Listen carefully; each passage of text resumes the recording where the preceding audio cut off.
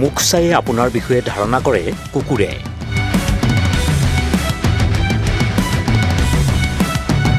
বিজ্ঞানীৰ গৱেষণাত চাঞ্চল্যকৰ তথ্য।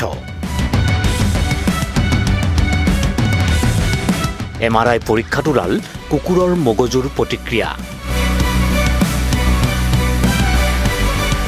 মানুহ কুকুৰৰ সম্পৰ্কৰ নতুন বৈজ্ঞানিক ব্যাখ্যা। আপুনি দুখী হৈ থাকিলে আপোনাৰ পোহনীয়া কুকুৰটোৱে সেয়া বুজি পায় নেকি?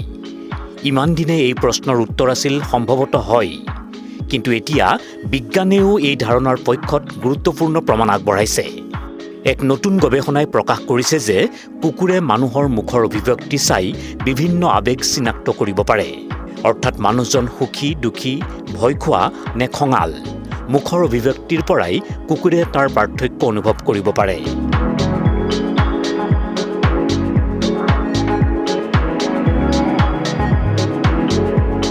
ভিয়েনা বিশ্ববিদ্যালয়ৰ গৱেষকসকলে পোহনীয়া কুকুৰৰ মগজুৰ কাৰ্যকলাপ MRI স্কেনৰ জৰিয়তে পৰীক্ষা কৰি লাভ কৰিছে আমোদজনক তথ্য। পৰীক্ষাটোত কুকুৰবোৰক মানুহৰ সুখী, দুখী, ভয় খোৱা আৰু খঙাল মুখৰ ছবি দেখুওৱা হৈছিল। গৱেষণাত পোৱা গ'ল মানুহৰ সুখী মুখ দেখিলে কুকুৰৰ মগজুৰ দৃশ্য সাংঘাতিকভাৱে সলনি হয়। তদুপৰি কুকুৰে সুখী মুখ আৰু নেতিবাচক আৱেগ প্ৰকাশ কৰা মুখৰ মাজত স্পষ্ট পাৰ্থক্যও অনুভৱ কৰিব পাৰে।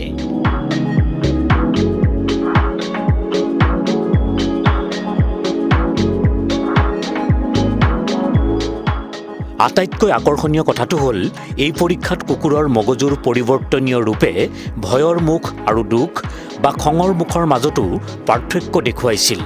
অৱশ্যে এই গৱেষণাত কিছু সীমাবদ্ধতাও আছিল।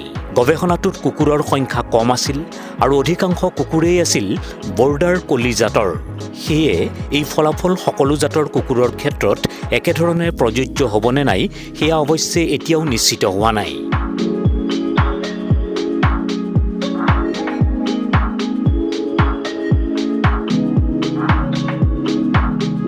গৱেষকসকলৰ মতে কুকুৰে খং আৰু দুখৰ দৰে আৱেগৰ মাজৰ সূক্ষ্ম পাৰ্থক্য বুজিবলৈ হয়তো মানুহৰ শৰীৰৰ ভংগিমা বা মাতৰ স্বৰৰ দৰে অতিৰিক্ত সংকেতৰ প্ৰয়োজন হয়। আচলতে মানুহৰ আৱেগ বুজাৰ কুকুৰৰ এই ক্ষমতা নতুন নহয়। পূৰ্বৰ গৱেষণাই দেখুৱাইছে যে কুকুৰে মানুহৰ মুখৰ অভিব্যক্তি আৰু মাতৰ সংকেত একেলগে ব্যৱহাৰ কৰি ইতিবাচক আৰু নেতিবাচক আৱেগৰ পাৰ্থক্য কৰিব পাৰে।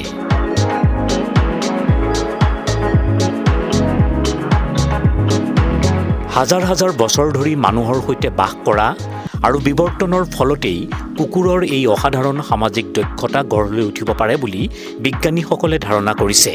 অৰ্থাৎ আপুনি যেতিয়া কুকুৰ এটাৰ চকুলৈ চাই ভাবে এইটোৱে বাৰু মোক সঁচাকৈয়ে বুজি পায়নে?